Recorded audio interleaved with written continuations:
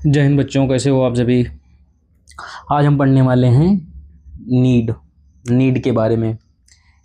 Need बच्चे, सबसे पहले तो ये बताओ, ये सेंटेंस सही है या गलत है, दोनों बताओ।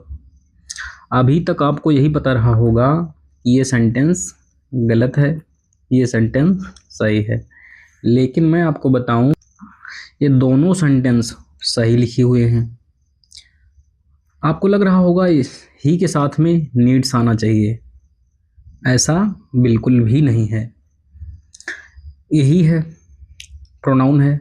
कैसा प्रोनाउन है? सिंगुलर प्रोनाउन है। यह है सिंगुलर प्रोनाउन, ठीक। उसके बाद में आपको ये लग रहा होगा ये वर्ब है, ठीक। और ये क्या है? ये भी वर्ब है। ये क्या है? ये वर्ब है। ये क्या है? ये भी वर्ब है। मैं आपको बता दूं, जो नीड होता है ये दो तरीके से काम करता है। यह काम करता है एक मॉडल का, ठीक। किसका काम करता है? मॉडल का। और ये काम करता है मेन वर्ब का, ठीक। मेन वर्ब का दो काम करता है नीड। मैंने आपको बताया है जब भी मॉडल आता है, ठीक, मॉडल के बाद में जैसे ही विल गो, ठीक, वह जाएगा। विल एक मॉडल है, मॉडल के बाद हमेशा आती है वर्ब की बेस फॉर्म, ठीक। तो ये है मॉडल, ठीक। उसके बाद आई है वर्ब की बेस फॉर्म, ठीक। ये सेंटेंस इसलिए एकदम करेक्ट है। यह एक मॉडल है और मॉडल में कभी ऐसे एस नहीं लगता है। आप बिल्स कभी करते हो? ही बिल्स गो नहीं करते ना, तो आप ही नीड्स कम भी नहीं करेंगे। इसका दूसरा version he needs to come है। यहाँ पर नीड मेन वर्ब है। कैसी वर्ब है? मेन वर्ब है। कैसे पता चला? ही क्या है? सिंगुलर प्रोनाउन है, ठीक। यहाँ पे सिंगुलर नाउन भी हो सकता था, किसी का नाम भी हो सकता था। रवि नीड्स टू कम, ठीक। तो यहाँ पे मेन वर्ब है बच्चे, मेन वर्ब है। और यहाँ पे ये भी वर्ब है। ये है क्या? इन्फिनिटिव। जब दो वर्ब को आपस में जोड़ते हैं तो एक प्रेपोजिशन लगाते हैं। नीड के साथ जो प्रेपोजिशन आती है वो आती है टू, ठीक। नीड के बाद जो प्रेपोजिशन आती है वो है टू। सब्जेक्ट, उसके बाद वर्ब। ये कौन सा टेंस है? इंडेफिनिट टेंस है, ठीक है, इसलिए यहाँ पे एस लग गया। अब इसका अगर हमें निगेटिव बनाना हो इस वाले का, क्या बन जाएगा? ही। जिस वर्ब के पास कोई भी हेल्पिंग वर्ब नहीं रहती है उसकी हेल्पिंग वर्ब डू होती है, तो मैंने लगा दिया डू। उसके बाद में एस उठा के इसमें लगा दिया। क्यों लगा दिया? क्योंकि ये सिंगुलर प्रोनाउन है, सिंगुलर प्रोनाउन के साथ सिंगुलर वर्ब आती है, ठीक। तो डज हो गया। उसके बाद में मैंने लगा दिया नॉट। नॉट क्यों लगाया? जो नॉट होता है उसके लिए चाहिए हमें एक हेल्पिंग वर्ब, तो हेल्पिंग वर्ब तो मिल गई। अब मेन वर्ब है नीड, ठीक। He does not need to come, ठीक है। अब ये सेंटेंस सही हो गया।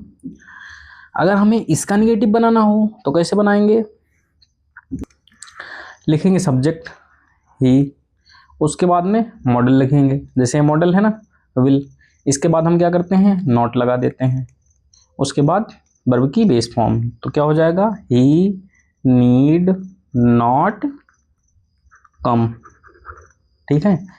ये दूसरा तरीका, इसका निगेटिव बनाने का तरीका ये है, इसका निगेटिव बनाने का तरीका ये है। इसको अगर हमें इंट्रोगेटिव बनाना हो तो कैसे लिखेंगे? नीड, जो जैसे बिल को आगे कर देते हैं ना, वैसे नीड को सब्जेक्ट से पहले लिख देते हैं। क्या हो जाएगा? नीड। नीड का एन कैपिटल में रहेगा, ठीक है। नीड ही कम, ठीक। अगर यहाँ पे कोई एडवर्ब होता तो एडवर्ब लिख देते, जैसे ही नीड कम टुमारो, तो हो जाता नीड ही कम टुमारो, ठीक। इसको हमें अगर इंट्रोगेटिव बनाना है तो क्या हो जाता? Does he need to come, ठीक है। आपको अब तक यही पता था कि ये गलत है, लेकिन ये गलत नहीं है। एक बात आपको नोट बना के लिखनी है, नोट बना के लिखनी है। क्या लिखनी है? कि जो ये वाला स्ट्रक्चर है, ठीक है, सब्जेक्ट, उसके बाद में नीड को पॉजिटिव सेंटेंस में मॉडल बना के लिखना। ये अब पुराना वर्जन हो चुका है, पुराना हो चुका है, इसलिए इसका यूज करना बुरा माना जाता है, सही नहीं माना जाता है। ठीक है, इसको यूज करना नहीं है। ठीक, किसका यूज नहीं करना है? पॉजिटिव सेंटेंस में, पॉजिटिव सेंटेंस में इस वाले स्ट्रक्चर का यूज नहीं करना है। अगर मैं स्ट्रक्चर का नामकरण कर दूं पहला दूसरा, तो पहला वाला स्ट्रक्चर यूज नहीं करना है, ये अब गलत माना जाता है।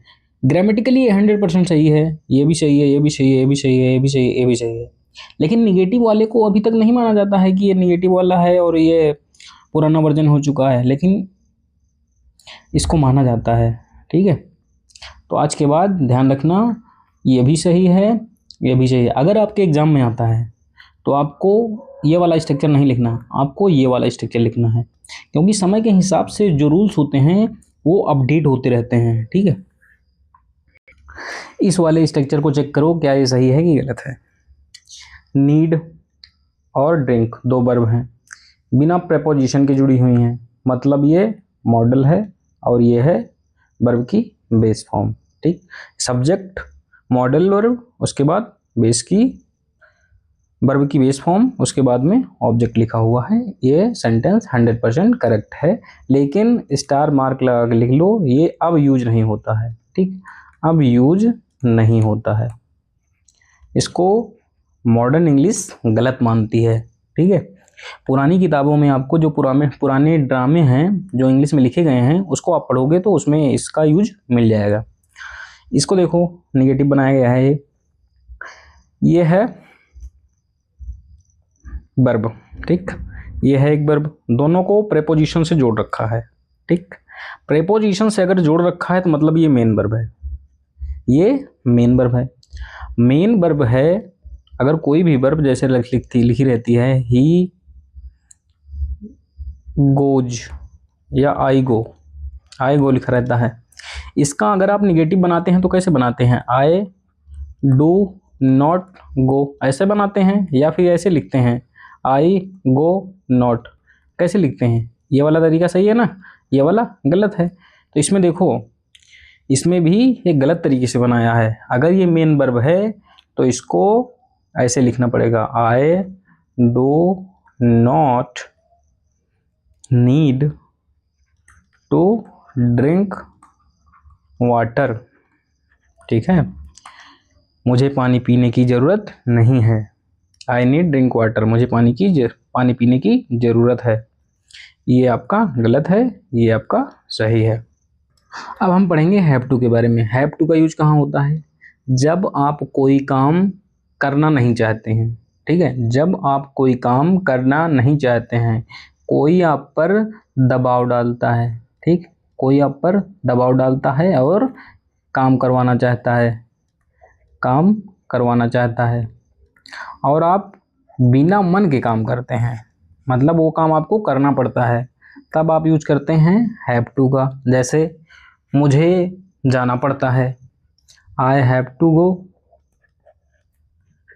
ठीक, मुझे खाना पड़ता है, आई हैव टू ईट। आपका मन नहीं है खाने का, लेकिन फिर भी आपको खाना पड़ता है, चाहे आपके मम्मी पापा आपको डांट के मार के कैसे भी खिलाते हैं, लेकिन आपको खाना पड़ता है। कोई चीज़ है, जैसे आई हैव टू ईट करेला। ठीक, आपको करेला खाना पड़ता है।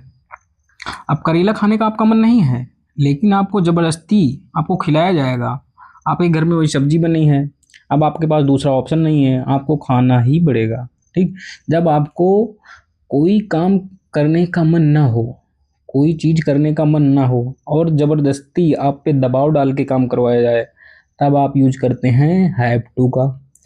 ये प्रेजेंट के लिए है। ठीक है, यही पास्ट के लिए लिखना हो तो क्या हो जाएगा? आई हैड टू ईट करेला की सब्जी। ठीक है, अगर इसी का हमें निगेटिव बनाना तो कैसे बनेगा?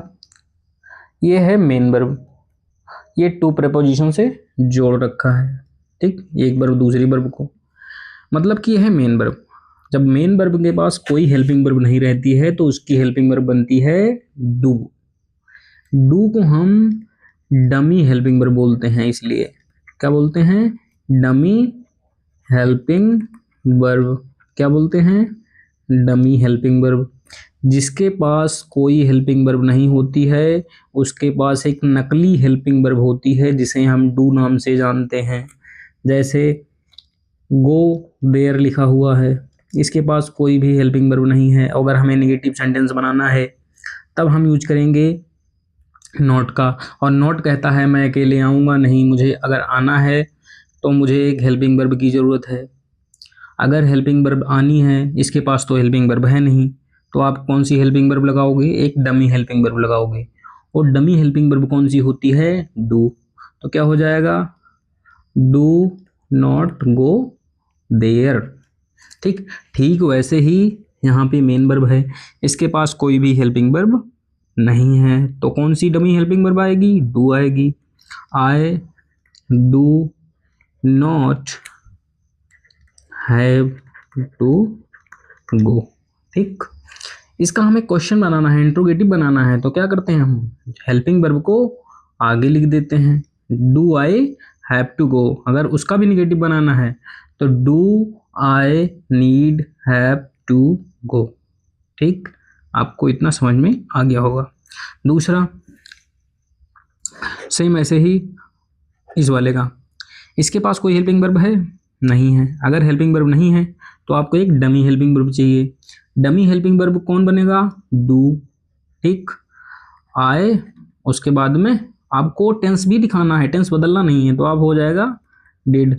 जो पास्ट इंडेफिनिट का स्ट्रक्चर होता है क्या होता है? सब्जेक्ट प्लस वर्ब की second form, subject plus verb की सेकंड फॉर्म। ठीक, आई डिड नॉट, उसके बाद डू डिड डज के बाद में हमेशा आती है बेस फॉर्म, तो ये हो गई base form. I did not have to eat karela. ठीक है